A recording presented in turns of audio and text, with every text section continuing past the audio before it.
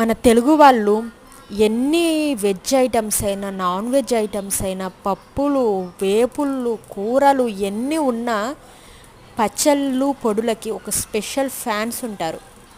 అందరికీ ఇష్టం ఈ రోటి పచ్చళ్ళు పొడులు అంటే.